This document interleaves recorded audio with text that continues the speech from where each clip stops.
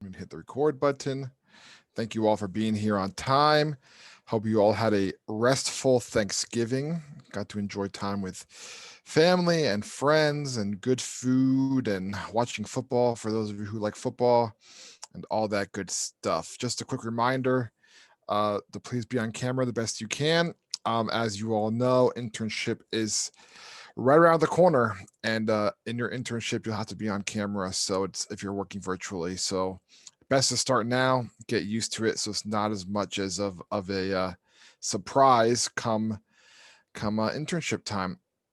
But great to be with you all. I know what you're all probably thinking is that why haven't you graded my stuff yet? I know it's top of your mind. I'm usually a very quick grader. The reason I didn't grade your stuff is because last week's Schoology was not quite working. So I have it on my to-do list today to grade your materials from last week. Don't worry, I've not forgotten about it. We'll be sure to get those to you by the end of the day today. So, and I'm sure you all also got the memo. Outlook does not work today for Year Up. So emails will not work. Anything urgent, you can message me via Schoology. I will also have my office hours as per the usual today at 3:15 if there's anything on your mind. All right, let's get started. Let's see here who we got today for our assistant instructor. I wrote down it is Mr. Jesus. Jesus, how are you? Good morning, Eric. I'm doing pretty good. That's good. How's your Thanksgiving? It was amazing. I told the audience in Monday morning kickoff that I managed to go out more often than typically when I'm in program. Mm-hmm. Yeah, it Awesome. was. What did you go? Where'd you go? To family's house or friend's house or both? So I managed to spend some time with friends and family, but separate days. So Beautiful. And what was the best thing that you ate during Thanksgiving? uh, turkey. Really? You like turkey? Yeah.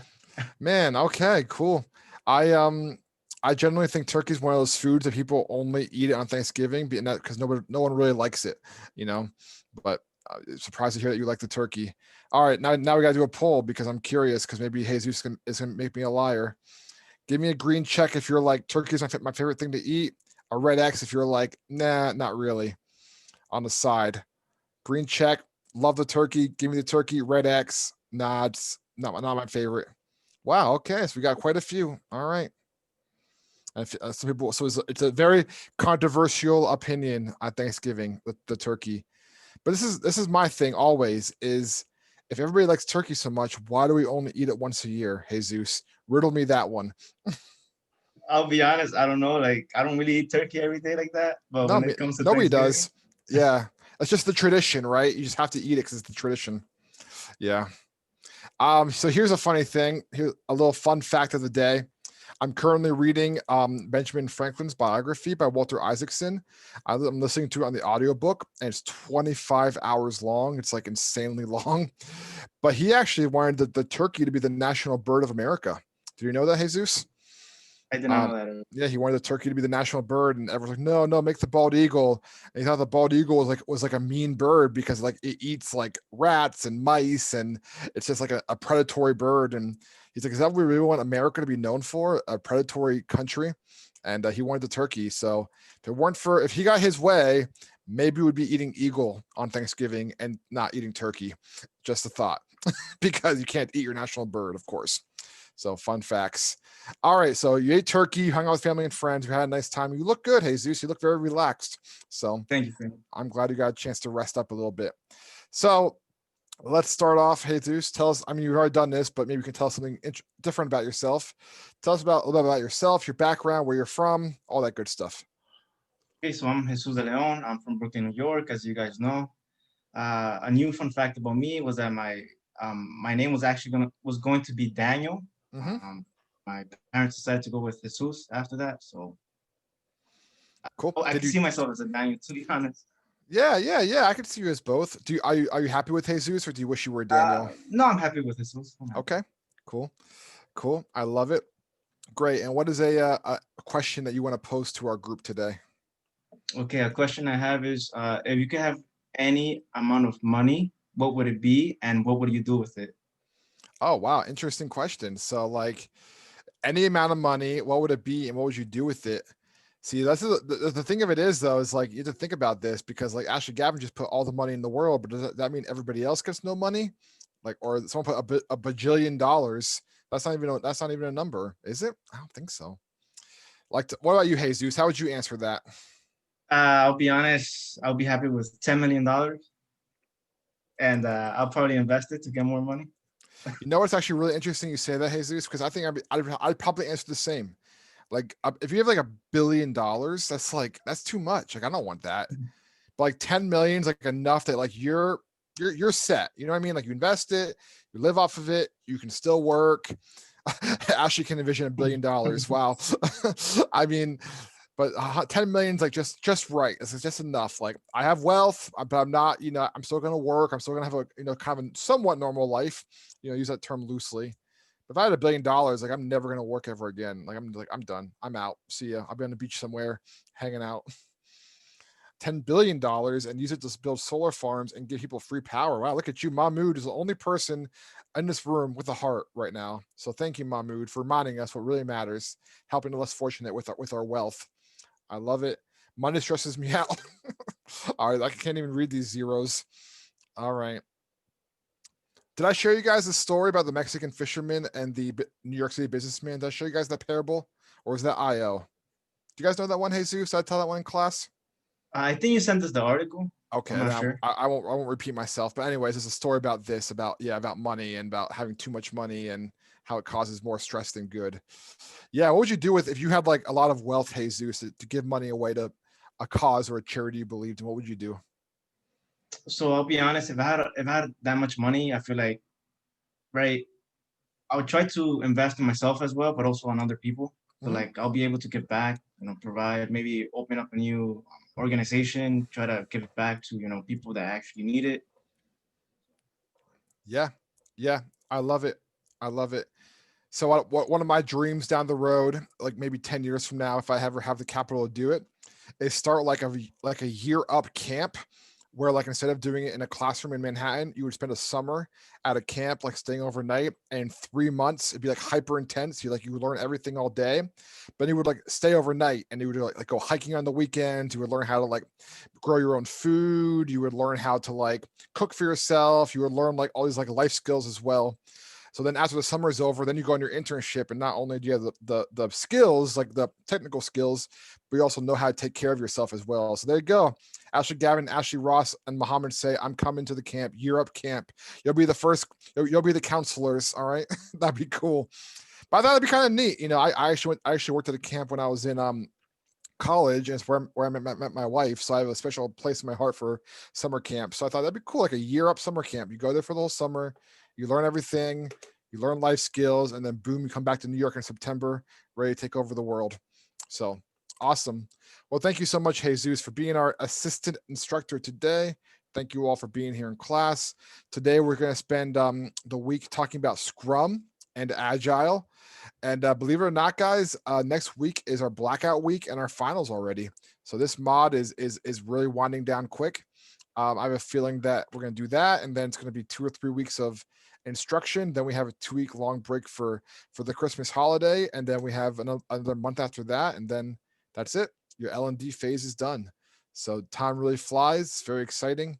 But we'll go ahead and wrap up our mod 2 here in the next 2 weeks. So let me go ahead and pull up my presentation. All right. The wild, wonderful world of Scrum. Can you see that, Jesus? Yes, Eric. Yes. All right, so I'm going to rely on you, Jesus, for people to answer this question. So please raise your hand. Jesus will call on you. What do you already know about Scrum and Agile? What do you already know about it? Let's start off with that. Go ahead, Jesus. Yeah, I saw Andre's hand go up first. So Mhm. Andre, you could unmute yourself. So with Scrum and Agile, it's like a method where it's supposed to be you make small changes over time. Mhm. There's no actual pre-made plan that was for it. Mhm. Yes, that's one of the big changes between traditional project management, what we've been studying for the past mod, which is like you have one big plan. You just work the plan from A to Z. Scrum is there is no set plan. You kind of go make it up as you go. In a sense, like you have a destination, but things can change. They can tweak. They can be adjusted. Thank you, Andre. Who's next, Jesus? I see Mahmoud. Yeah, so with Scrum, you don't necessarily know what the final product is going to look like. So you want to have sort of, you do it in steps and you have the clients look at it in steps that they can make the small changes at a time. And it's usually used in things like software development where it's better to be able to make those small changes early on before you have the final product. Absolutely, Mahmoud, 100%. You show to the client before it's done. You allow them to make changes along with it, and the changes are small, incremental, and to be expected. And what Mahmoud said is spot on. Normally, it's used in tech and software development, especially where the changes are easy to do. So excellent. Thank you. Who's next, Jesus? That would be David Torres. Thank you, Jesus. So for Agile, there's really no clear picture of the final product, as well as change is always expected while producing the product as well. Yep, absolutely. So exactly, you still don't know the final product. You kind of get making it as you go. So if you're building a website, you build a page and say, well, I don't like this picture there, I don't like this text there, and it's okay. You can adjust it and tweak it as you go. I love it. Thank you so much. Any other hands, Jesus? Or was that it? That was it. Okay, excellent. Thank you so much. By the way, David, nice haircut, looking very sharp. By the way, let's just go ahead and call it what it is. You look good. Love it. So that's exactly right. Thank you. Appreciate it. You're welcome. What everybody said, spot on. That's the big difference. So if you're building a bridge, you're not going to use Scrum or Agile. You're going to know what that bridge looks like before you even put the single shovel into the ground. If you're building a website or an app, you have a little more flexibility. You can kind of adjust as you go. So you guys are all IT students. I can anticipate that you'll be using Scrum and Agile a lot in internship and career. So having a proficiency in what it is and what it stands for, I think is really critical. I mean, even more so than the IO students. So knowing what this is going to be very impressive to recruiters, very impressive to your manager, that you have a working knowledge of what Agile is and how it works. All right. Very quickly, on the left, traditional PM, on the right, Agile PM. They're both forms of project management. So I have a question for you. Give me a green check if you're like, I like traditional project management. I think this is fine. A red X if you're like, no, Agile sounds pretty cool. I think I'd be more interested in doing an Agile project. Green check is the traditional. Red X is, I think Agile would be my preference, looking at the list of these two. All right, Jesus, I can't see what people are voting. So what's the verdict on the screen? So we have a good mix. We have green checks and red X's. So yeah, good mix. Call on somebody who hasn't spoken yet with a green check on why they would prefer traditional project management over Agile. Okay, let me see. Can I have Ashley Buffon, please? Good morning, everyone. So I had originally picked traditional, and then I thought about it. I think I would like Agile better, just because it changes. Like, I mean, I just know me and the way my work ethic, and I like things that usually are structured. But when it changes, you have more room to just for feedback and stuff like that. I just like that it's interactive too. Like, it's not solely on you and the given thing. I don't know how to explain what I'm trying to say. It's okay. No problem at all. This is not your final exam. This is just getting your thoughts. What we're talking about now is we're speaking in first draft, right? So that's a great answer, Ashley. Thank you so much. And for me personally, like, I would lean towards traditional because the thought of having to change things over and over and over again causes me a lot of anxiety. And I'd rather just be told, like, this is what we're doing and this is it. And of course, there's going to be changes because that's the nature of projects, but not like the whole entire project is going to get reworked. Jesus, pick on somebody that's a Agile person, a red X, who hasn't spoken yet, and call on them. And thank you, by the way, Ashley Buffon. Red X, right? Yep, red X. Someone who prefers agile over traditional. Can I have Majida, please? Hello. I said agile because like even though I know I as a personal like the way I work is just like agile. So like I have like small time periods for like a specific thing and then I get it done with and then just going over it with the whole entire team. I'm okay with everything going to like waste. Mhm. And then thinking it from like imagining like having a job and then like using the agile format, I would say because I would be fine with it because at the end of the day, like having the satisfactory of the customer being happy with what you have given them and like seeing how there were so many challenges to get there, it's kind of a really satisfactory type of feeling. And I actually really enjoy it. Awesome, Majida. I need to sit down with you and learn how you enjoy that, because that seems like very stressful to me to have the client look at it and be like, no, this is wrong, this is wrong, this is wrong.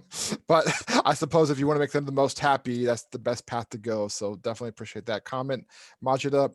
One more person, Jesus, pick on someone with the green check who would say, I prefer traditional project management over agile. Okay, can I have Ricardo? Thank you, Jesus. Honestly, for traditional, I would, if it was like my first project or like first couple projects, I would go with traditional. Just get used to handling projects like that. After that, like I would look maybe into agile, see if if there's any things that I can do that make it easier on me. And agile is definitely a lot more communicating with whoever wants the project done. But I'll probably do a mixture, but I would start off with traditional, in my opinion. Just to get your feet wet and get comfortable doing projects. Yeah. That makes perfect sense. Thanks, Ricky. All right. So how do you know which one should I do? So this is a very simple chart to look at. 3 questions you can ask yourself. The first one, is the project complex? Right? And if it's if it's not complex, if it's a pretty linear path to complete this, then yeah, go with traditional. If it's very complex, there's a lot of moving parts, there's a lot of details that need to be worked and reworked and adjusted, you should probably move more with agile. Adaptability. Do you need a lot of adaptability? That's really important. Is there going to be changes and reiterations that are going to be made mid-project? Yes or no? You can choose traditional or agile. And the last one, of course, is, do you need feedback and changes instantly? Yes or no? So which one is it? So there's all sorts of different projects. They range in scope and size, as we've been talking about for the whole entire mod. But this is a very simple graph you can use, and this is also in your resources tab on Schoology, so you can decide which path should we choose. Should we choose a traditional approach to this project or the more agile approach? So this is where it really gets into the weeds a little bit, but this is important to know.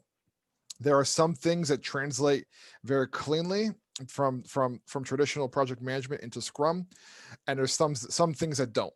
All right, there's some things that are just like really different. The very first thing you're going to notice on here that's different is you're going to say the product backlog in the bottom left of the screen. You're probably thinking, well, what exactly is the product backlog? Let me go ahead and get my annotation tool so you guys can see that. So right there, product backlog. Product backlog is essentially everything that has to get completed. All right. So this is everything that needs to get done. The product owner, as you see here, this is different than the project manager. The product owner is the person who owns the components of completing the project, the material components of it. So what he does or she does, as they sit down with their team and they make a plan together on what is my sprint going to be. Okay. And a sprint, as you can see over here, is anywhere of 1 to 4 weeks of, just like it sounds, really intense work. All right. So when you sprint, that means you're going as fast as you can to knock out what needs to get done. So this is this is everything that needs to get done.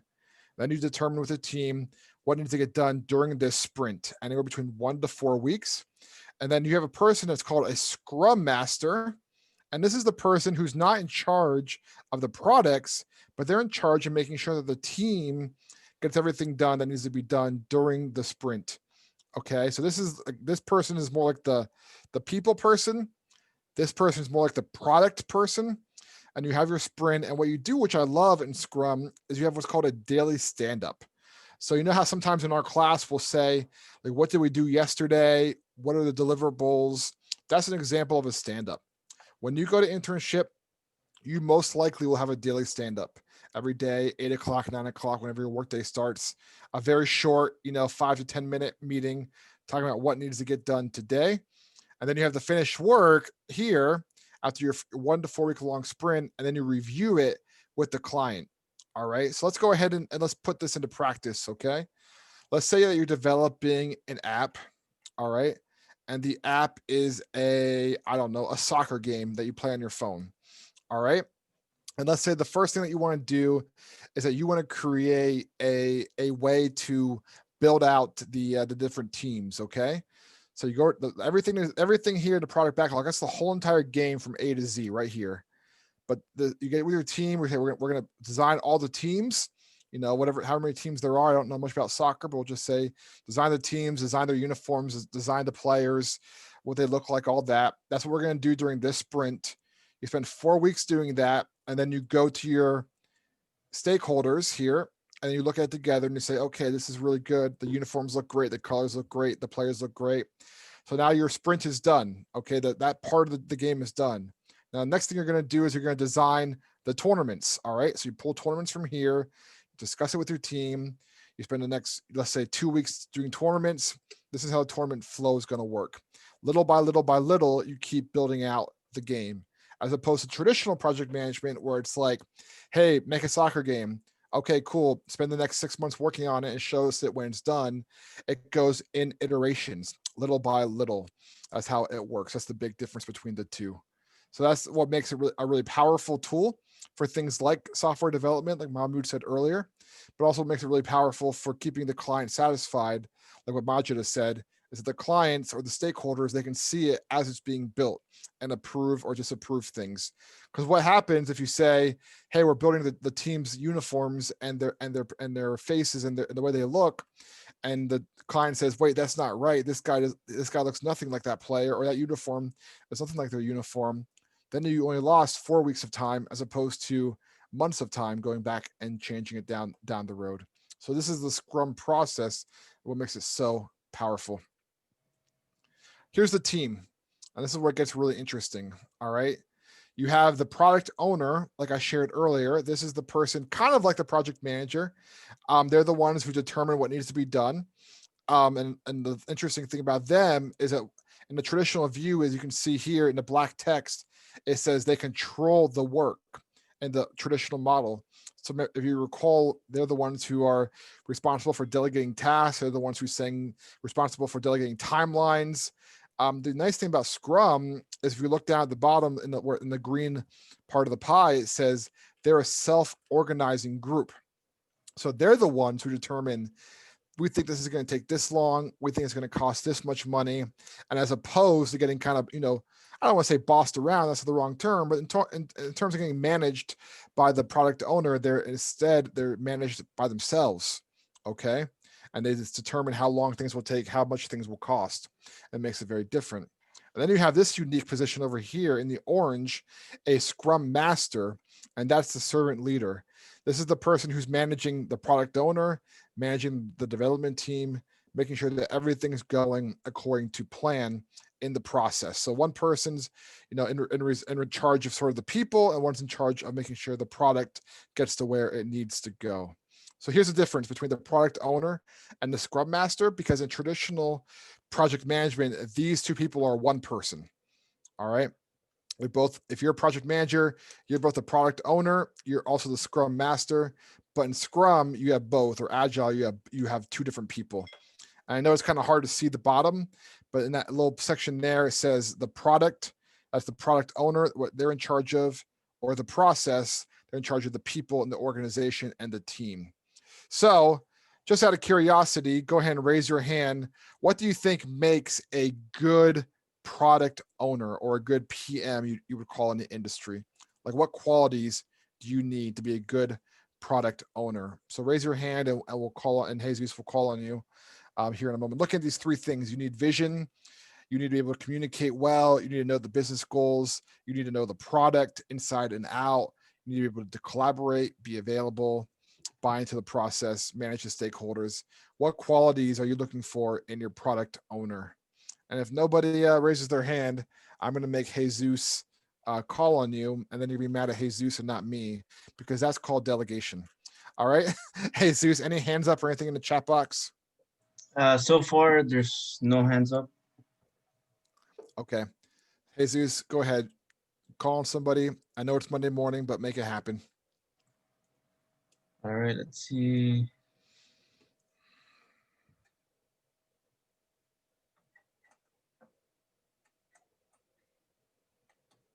I'll pick on Manny. All right, Manny. So what makes a good product owner? What qualities does this person have? What do you think? Let's hear it. So based on what I'm saying, right? Mm-hmm. In my point of view, aside from vision, product, and collaboration, I would say motivation. Mm-hmm. Because, for example, let's take the example of Steve Jobs when he first got the iPhone. Mm-hmm. He had a vision on what would do, and since Mm-hmm. he's motivated, even though after he passed away, there are still more products coming out. So I would say that would be a good product owner.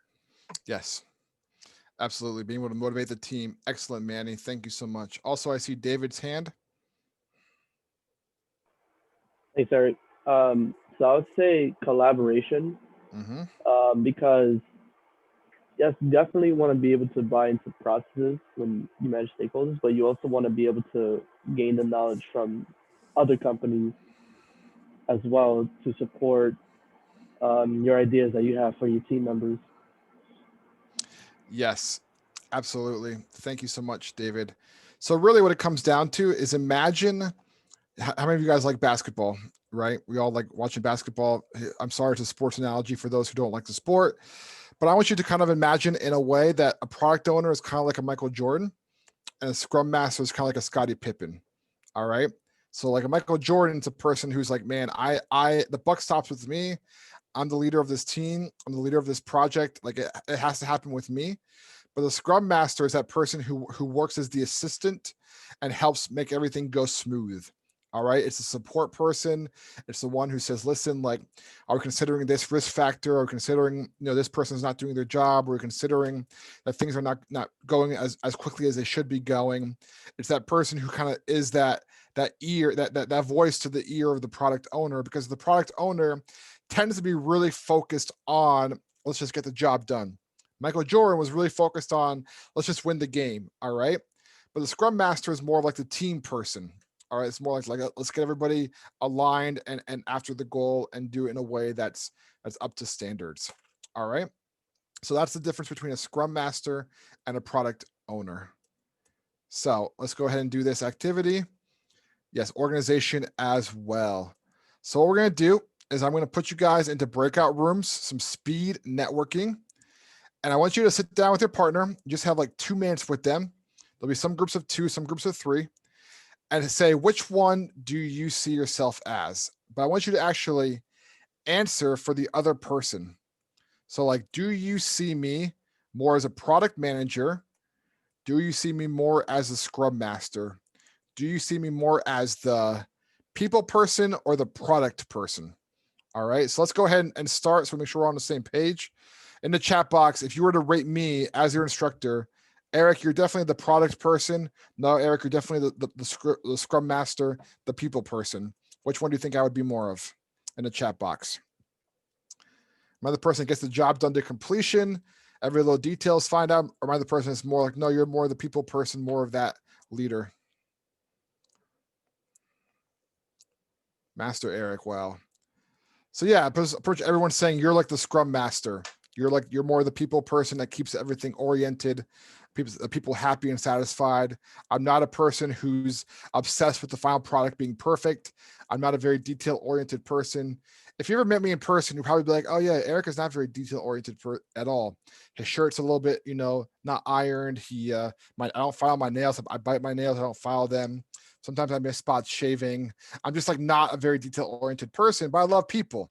So I would be a good scrum master. I'd probably not be a very good product owner.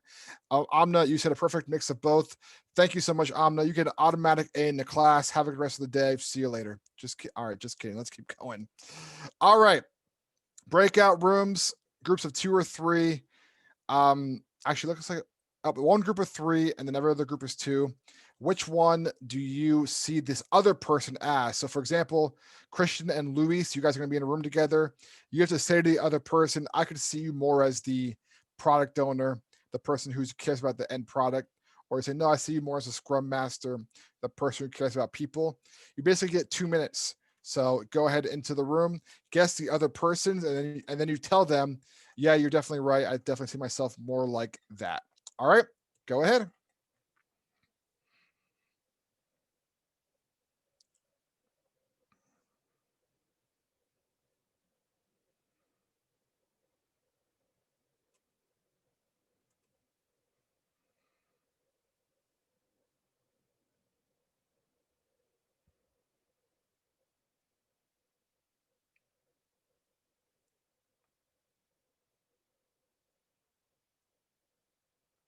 Luis, Andre, you guys there?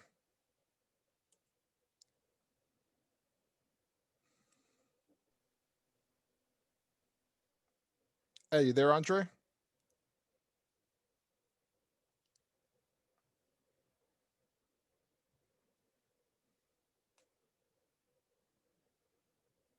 Hey, Luis, are you able to go to your room?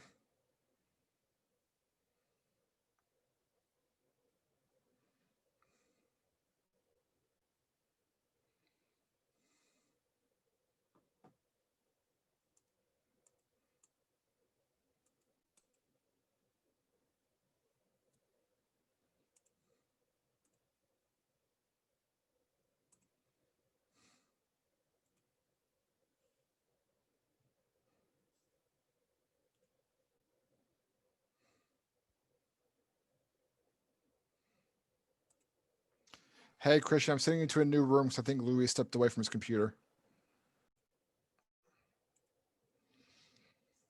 All right, welcome back. Welcome back.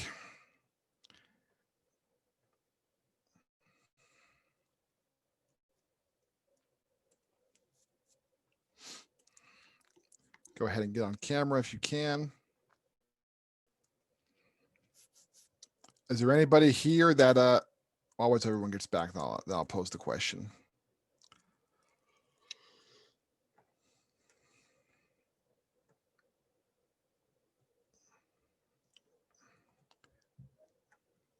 Give me a green check if you were really good at guessing people's, and a red X if you were like terrible.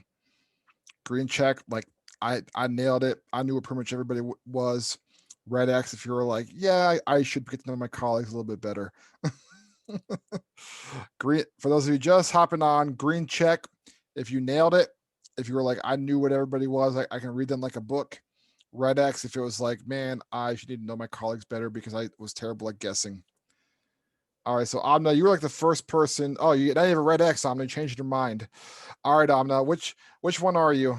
Like I was 50-50 about it. Like I was like, okay, so far I only got Jesus wrong because like I said he was more of a project oriented person and not a people pleaser. But then I'm like, nah, that was only one person I got wrong. And then I'm like, wait, I also got Samaje wrong. I said she's not a people pleaser. And then I was like debating on, did I get it right or did I get it wrong? So that's why I went from a green check to X to back to check. I don't know. It's okay. I know it's confusing. And Amna, what are you? Are you more the people person or the product person? I said I'm like a coin. I flip depending on the group I'm with. Mm-hmm. Like there's certain groups where I could be like completely heartless and just focus on the product. And then there's some where like I'm like a complete people pleaser. It's like, I'll do your share of work for you. like it really depends on the people I'm working with. Gotcha. Like I could be either or. All right, great, good. So either or for Amna. And Samaje, everyone was having a hard time reading you. So which one do you lean more towards, Samaje, the product or the people? I do see myself as a leader. I do see myself as that, but I feel like I'm more of a people pleaser. You know, besides this and work, I also do art. And it's like when I do the networking, it's like I'm always people pleasing like the customers. So it's like, what do you want? What do you need? Yada, yada, yada. So I was like really shocked that people saw me as project master, whatever you call it, product. Yeah. Yep, you got it. Yep. Thank you, Samaje. And Hannah, you said that you were really good at reading people.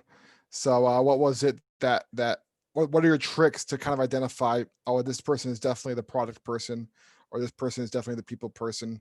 How did you do that, Hannah? I was going based on how, like, honestly my interactions are with them and how they are in group settings, like in our class. But I also realized that they see things in me that I just didn't notice as well. Mm-hmm. So I'm starting to think that a lot of people in this group are very big people, and they don't know that they are. Interesting. Okay. And what about you, Hannah? Where do you see yourself identifying more as? I thought The I was more product or like the a product people? manager. Like I completely, Mhm. definitely for the product, like steering away from like people and just putting more of my focus into the small details and getting things done.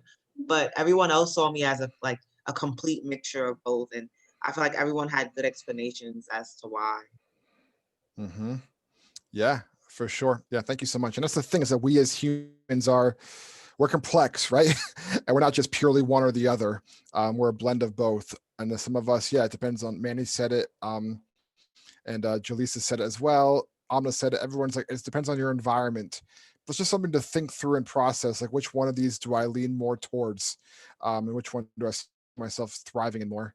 Tiana, I see your hand. I was kind of shocked to hear people say, what they thought about me. So, they saying that I was like a little scrum master and a people person. Mm-hmm. So just wanted to say that. Cool. Yeah, thank you so much for sharing. Absolutely. So that's the thing. And if you wanna do well in work, you have to be good at the product and good with people as well. There's very few jobs where you can't be not good with people.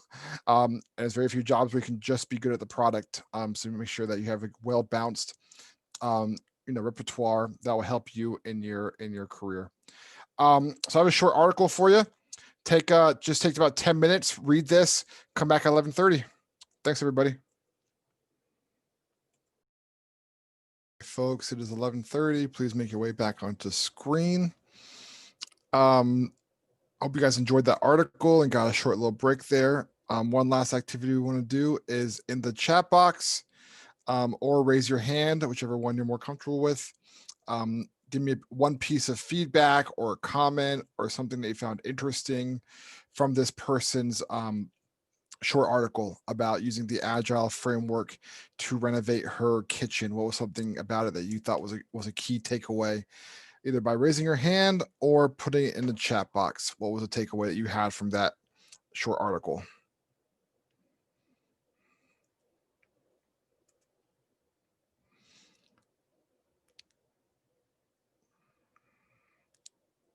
Christian, you liked how she did not stress out with the project and even enjoyed it.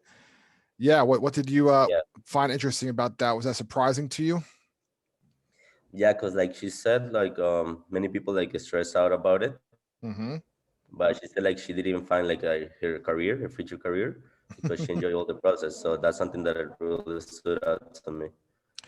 Yeah, absolutely. I mean, we oftentimes think of projects like renovating your kitchen that seems incredibly stressful, but she actually really enjoyed it, which was great. I like what you wrote, Usman. Can you speak more to that? Let the pros graciously take over. What do you think she meant by that? Yeah, when it came to putting up the cabinets, and then the professional contractors was telling her that her walls would not be able to support it the way she wanted it. Mm-hmm. And then rather than fighting with them, and then she, she graciously let them use their experience, and it turned out well. Absolutely, for sure. She knew, like, yes, I'm the project manager here, but you're the professionals, you're the team.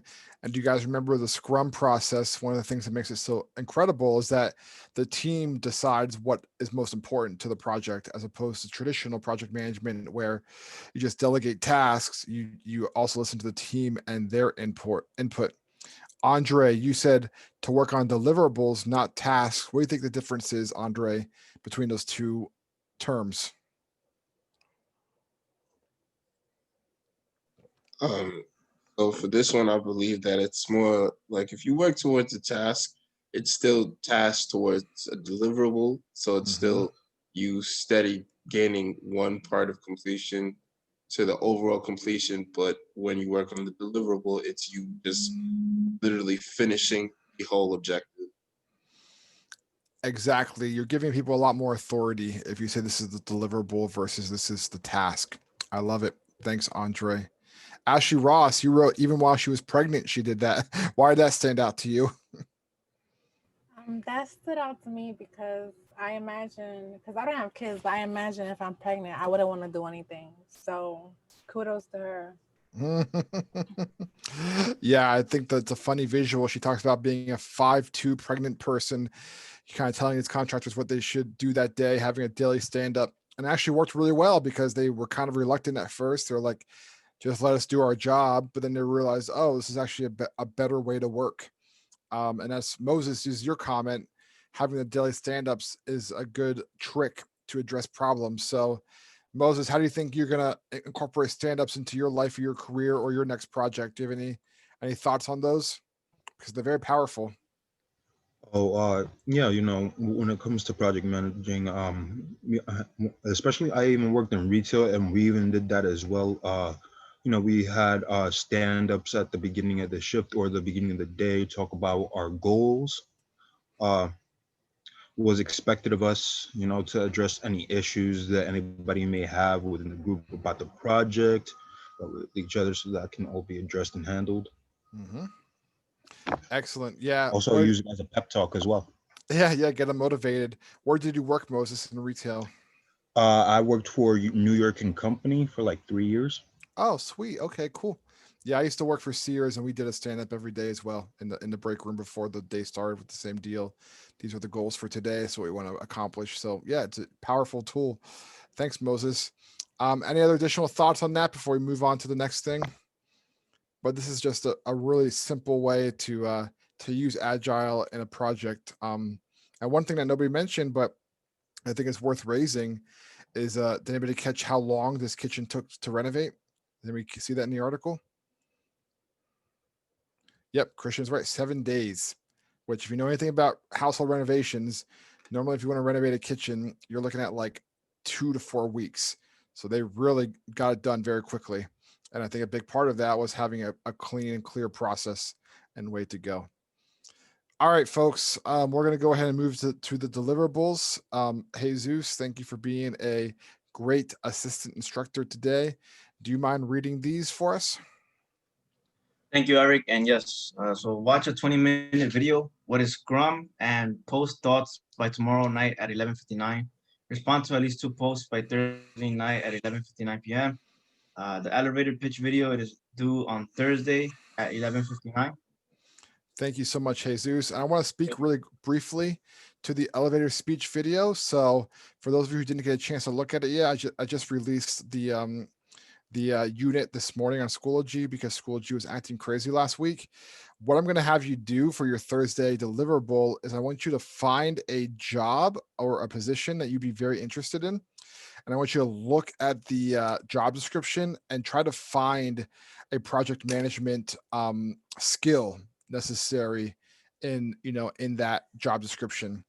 Then what I want you to do is I want you to imagine that you're being interviewed and the interviewer says to you, hey, I see that you took a project management class. How do you think that those skills can help you in this role? And then I want you to create a video of yourself. You can just use your cell phone and just do it like this if you want. That's fine. But a video of yourself answering that question using key terms for project management, using the things that you've learned this past mod. I just want to make sure that you know how to explain project management and how it helps people in their careers in a way that makes sense. Now, here's the thing where it gets tricky. I don't know if you can upload videos on Schoology. I couldn't find a clear answer. So if somebody would be so bold and brave to, you can. Okay, never mind. Look forward to seeing your videos Thursday night, 11:59. Imagine that a hiring manager says to you, "Oh, project management. What do you know about that?" And you're going to answer that person that question. Mr. Manny. Yeah. So I know that year of laptop, like it's really hard for you to see videos when you like on the computer. It's really hard to do it. So what I do is record on my phone, and you have the Schoology app, upload it through your phone for the elevator pitch. Okay, so upload it through your phone on Schoology. Do it that way. Okay, that's really helpful to know. Thank you so much. And somebody asked, how long should it be? It should be 3 minutes. All right. You should talk for 3 minutes. Yep. About what do you know about project management? How does it apply to your role? Oh yeah, there you go. That's another idea to upload it on YouTube and just share the link. That works as well. So lots of options. So feel free to do that. I want to hear your pitch. I want to hear how well you can articulate project management to a hiring manager. All right. Any questions or comments before we sign off, folks? Going once, going twice. Have a wonderful rest of the day. See you tomorrow. Thank you, Eric. Thank you, Eric. Thank you, Eric. Eric.